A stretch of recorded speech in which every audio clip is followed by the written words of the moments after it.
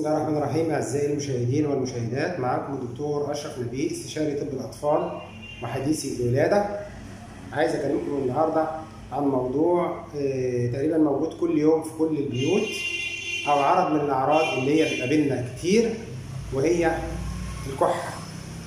هنتكلم عن الكحة النهاردة، إيه هي أسبابها، إيه طرق التشخيص بتاعتها، وإيه وسائل العلاج المتاحة بالنسبة للأطفال في الأعمار المختلفة. بفكر حضراتكم يا ريت اللي ما اشتركش معانا في القناة يدعمنا بالاشتراك في القناة، ولو في أي أسئلة بخصوص هذا الموضوع أو بأي موضوع آخر ممكن تسيبوها لنا في التعليقات اللي تحت الفيديو، ولو عجبكم الفيديو اعملوا له لايك وشيروه عشان يوصل للناس كلها. لو جينا نتكلم على موضوع الكحة، ده عرض شهير، ناس كتيرة بتكح، أطفال كبيرة وناس كبيرة وأطفال صغيرة وأطفال لسه مولودة. فهل يا ترى كل العلاج واحد؟ نروح الصيدلية نقول للصيدلي ادينا ازازة دواء كحة؟ طبعا الكلام ما ينفعش. كحة، في كحة ببلغم، في كحة من غير بلغم، في كحة مصاحبة بحرارة، في كحة من غير حرارة، في كحة مرتبطة بمرض قديم، الطفل ده بيكح على طول ومعاه تزييق ومعاه نهجان، ده ممكن يكون أعراض حساسية. ده طفل عنده لحمية وكل يوم الصبح بدري عمال يكحكح ومش عارف ينام من اللحمية، وعمال ياخد نفسه من بقه وشخيرته الليل عمال يشخر ونفسه مكتوم. حاجات كلها مختلفة عن بعضها، يبقى أكيد العلاج مش واحد. هنتعامل ازاي بقى مع الموضوع ده؟ ده اللي احنا هنتكلم فيه دلوقتي. الأول، أي طفل تحت عمر شهر، يعني اسمه حديث الولادة، بيكح، تشخيصه التهاب رئوي على طول. أي طفل بيكح في عمر شهر لو سمحت لازم نكشف عليه، عشان في الغالب بنسبة 99% ده التهاب رئوي، وهياخد مضادات حيوية وياخد علاج. هيفرق العلاج بالنسبة لي في البيت ولا في الحضانة بناء على لو هو كحة بس من غير نهجان في الصدر، الطفل بيرضع، يعني ان شاء الله مش هيحتاج حضانه، هديله مضاد حيوي في البيت. الطفل بقى مع الكحه دي الالتهاب الرئوي شديد، الطفل بينهج وبيزيق وصدره طالع نازل، مش عارف يرضع كويس، ده طبعا لو فضل في البيت ياخد مضاد حيوي الحاله هتزيد، يبقى لازم ادخله حضانه عشان هياخد اكسجين، محتاج اكسجين، محتاج ياخد محاليل لان هيجي يرضع هيشرق، ومحتاج ان هو ياخد المضاد الحيوي بتاعه في الوريد. عشان كده هندخله الحضانه. دول الاطفال اللي هم تحت عمر شهر. بعد كده الاطفال اللي هي من عمر شهر شهرين لحد سنه ونص سنتين، هاخد بالي يا ترى الكحه ده اهي معاها اعراض تانيه، يعني الطفل بيرشح، ده ممكن يكون السبب نزله برد في مناخيره هي اللي عامله له الكحه دي. ممكن اخد بس علاج لنزله البرد، بس بشرط ما يكونش معاه تزييق في الصدر ولا سخونيه.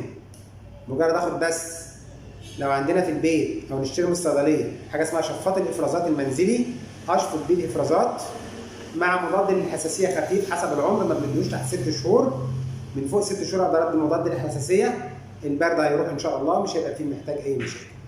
واحب ان انا انوه في النقطه دي تحديدا ان في ادويه كتيره مكتوب عليها للبرد، بشوف ناس كتيره بتستخدمها، ما تستخدمش غير فوق 6 سنين يا جماعه. ال123 والتوسيكان والكونجستال الكلام ده كله فوق سن 6 سنين. بلاقي ناس عاطيها للاطفال عمر سنه وسنه ونص و7 شهور و8 شهور وكلام من ده. الاطفال اللي عندها برد تحت 6 سنين وفوق 6 شهور وافرازات من مناخيرهم بياخدوا مضاد للحساسيه، ياخد فينستيل، ياخد زيرتك، ياخد تلفاست، ياخد اي حاجه من الحاجات دي، مع استخدام شفاط الانف في تشفيط الافرازات. ممكن ناخد نقط موضعيه زي الاوكسيميت، اي حاجه فيها حاجه اسمها ديكونجستات، ماده قابضه هتقلل الاحتقان بتاع الانف، زي البريزولين، زي الكونجستا، زي الاوكسيميت، قطرات بتستخدم تعمل انقباض في الغشاء المخاطي للانف، فتقوم تقلل الافرازات شويه. ودي برضو مش بنستخدمها تحت سن سنه. ده بالنسبه اللي عندهم نزله برد. الناس اللي عندها لحميه هنعرفها ازاي؟ وبيكح برضو نعرفها الطفل ده مش عارف ينام طول الليل، بيجي ينام بيفتح بقه وهو نايم، صوت مناخيره جايب اخر الطرقه او جايب الصاله وهو نايم، الشخير صوت الشخير طالع نازل. الطفل مش عارف يستريح كويس، ما بينامش حلو، تلاقي تحت عينيه اسمر، بدأ يعمل مشاكل لحميه، وده علاجه ما فيهوش علاج دواء، لازم اللحميه تتشال. لو وصلنا لمرحله ان هو مش قادر ينام وبيقعد، لان اللحميه دي لو سيبنا لها بعد كده ممكن هتاثر على عضله القلب، تعمل فشل في عضله القلب، لازم تتعمل عمليه اللحميه. حاجه تانية بعد كده من اسباب الكحه حساسيه. هلاقي دايما معايا الطفل القصه بتتكرر عليه، في الغالب بيطلع طفل عمره اكتر من 6 شهور، الدور بيتكرر عليه كتير. ممكن الاقي حد من العيله عنده، الاقي الطفل ده كان عنده حساسيه انف قبل كده، او كان عنده حساسيه في خدوده قبل كده. الطفل ده بيتكرر عليه الثلاث اعراض دول، الكحه مع النهجان مع التزييق وصوت في الصدر. هشخص منها ان الطفل دوت عنده حساسيه صدر. علاج الحساسيه، الكحه بتاعت الحساسيه ما بديش دواء كحه، بالعكس هيزود الحساسيه. بديله مضادات الحساسيه اللي هي ممكن ياخد موسعات شعب، جلسات، او ادويه موسعه للشعب. جابت نتيجه اهلا وسهلا، ما جابتش نتيجه ممكن ادخل بعد كده على العلاج بالكورتيزون. ما جابش نتيجه لازم يتحجز في المستشفى وياخد اكسجين ومحاليل وكورتيزون وريدي. ده علاج الحساسيه. الكحه بتاعت الحساسيه شفت مختلفه ازاي؟ كحه اللحميه مختلفه عن كحه الحساسيه، مختلفه عن كحه نزله البرد، مختلفه عن كحه التبرئه بتاع الطفل اللي عنده شهر. كل ده مختلف عن بعضه. في كحه تانية ممكن ابنك بيلعب بحاجه، ببليه، بياخد ترمس، بياخد سوداني، بياخد اي حاجه، هوب هو بياخد الحاجه دي ببقه، شرق فيها، نزلت صدره. مش هتظهر غير بالاشعه. وخدت علاج التبرئه وخدت علاج حساسيه وخدت ومش جايبه نتيجه. اجي اعمل الاشعه يظهر ان في جسم غريب، او لو انت كنت واخده بالك وعارفه ان ابنك كان بيلعب بحاجات ممكن ان هي تتبلع، فاروح اعمل الاشعه يبان الجسم الغريب لو هو معدني، او لو هو مش معدن يبان الاثر اللي حواليه بتاع الالتهاب الرئوي والحاجات اللي حواليه تبان، الدكتور هيعرفها، يبقى ده جسم غريب دخل الرئه. علاجه مش حاجه، مش هنقعد ناخد علاج دواء كحه.